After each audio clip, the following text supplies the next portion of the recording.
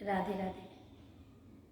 দেখুন, আজকের দিনে মানুষের মানে যদি যে কেউ উপকার করতে যান, ধরুন সে আপনাকে বলেনি, হয়তো কোনো বিপদে পড়েছে, আপনার হয়তো মনে হয়েছে যে না এটা উপকার করা উচিত, হয়তো করলেন, দেখবেন সে আপনাকে মানে সস্তা ভাববে যে ও বোধহয় কোনো মতলব আছে, ও কেন যেচে করতে আসছে, এই ওই।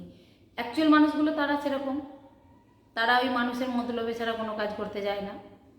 তখন আপনি যখন নিঃস্বার্থভাবে কিছু করতে যাবেন, তখন আপনার ঘরে সেই নিজের চিন্তাভাবনাটা চাপিয়ে দেবে, দিয়ে বলবে মতলবে এসেছে, এই ওই।